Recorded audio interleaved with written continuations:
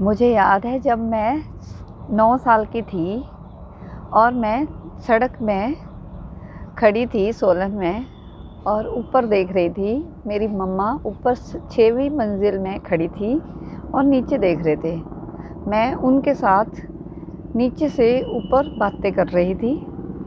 अचानक मेरा ज़रा सा बैलेंस बिगड़ा और मैं नीचे गिर गई और मैं 7-8 फीट नीचे गिरी, जहाँ पे बहुत सारे पत्थर रखे हुए थे।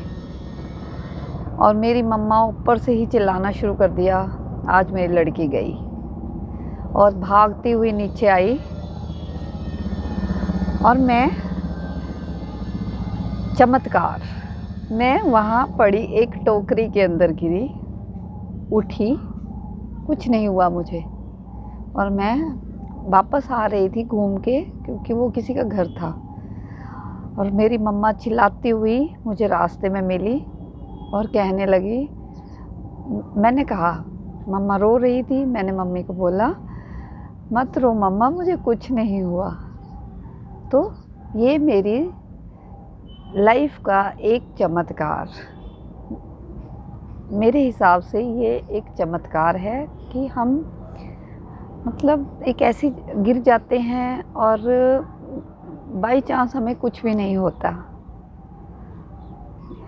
देन दूसरा चमत्कार जो मैं आप सबसे शेयर करना चाहती हूँ, मुझे याद है 2014 में मेरी कज़न, मामा जी की लड़की, मेरे मम्मी के घर आई हुई थी और जून जुलाई का टाइम था। और उन्होंने शाम को डिसाइड किया कि हम, क्योंकि हमारा घर रेलवे ट्रैक के पास है, कि हम शाम को घूम कर आते हैं। मेरी मम्मी, मेरी मामा जी की लड़की जो कि प्रेग्नेंट थी, और मेरी 2 भतीजियाँ। भतीजा मेरा नहीं गया किसी कारणवश। एक भतीजी 4 साल की और दूसरी 6-7 साल की। सारे घूमने गए रेलवे ट्रैक पे और वापस आते हुए रास्ते में उन्हें घर की तरफ आना था। फिर उन्होंने सोचा कि हम टनल तक, सुरंग तक जाकर आते हैं, और वो आगे की तरफ चलने लगे। अचानक रेल कार आई और उन्होंने साइड हो गए सभी जने। पर जहाँ पे वो साइड हुए, क्योंकि उनके पास टाइम नहीं था सोचने का, नीचे को काफ़ी 10-15 फीट गहरा एक खड्डा था। वो साइड को हुए और मम्मी के पास एक भतीजी और एक भतीजी मेरी कज़न के साथ थी। मम्मी थोड़ी हेल्दी है और जैसे ही रेल कार थोड़ी साइड से चौड़ी होती है और मम्मी से रेल कार टकरा गई और मम्मी के सिर में चोट लगी और टांग टूट गई। और मेरी कज़न जो कि प्रेग्नेंट थी, उसका हल्के से कपड़े फटे, अदरवाइज़ उसको कुछ नहीं हुआ। और जो कज़न के साथ भतीजी थी वो बिल्कुल सेफ़ थी, उसको कुछ नहीं हुआ। और जो मेरी मम्मी के साथ भतीजी थी, वो काफ़ी ऊपर उड़कर नीचे खाई में गिर गई। ये सब इंसिडेंट, एक कपल बैठा हुआ था साइड पर, क्योंकि ये घर पहाड़ों पर था, वो बैठे हुए थे, एंजॉय कर रहे थे उनकी लाइफ। अचानक उसने देखा, उसने सब कुछ छोड़ के भाग कर गया और उस लड़की, मेरी भतीजी को नीचे उसने खड्डे से उठाया और सीधा गोद में उठाकर अपनी गाड़ी में बिठाया और हॉस्पिटल लेकर चला गया। मेरी मम्मी, जिसका सिर भी फट चुका था और टांग में भी चोट लगी हुई थी, रेल कार आगे रुकी और उन्हें हॉस्पिटल लेकर गई।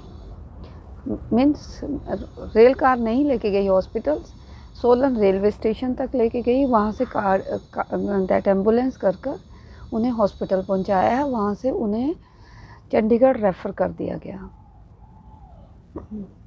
चंडीगढ़ में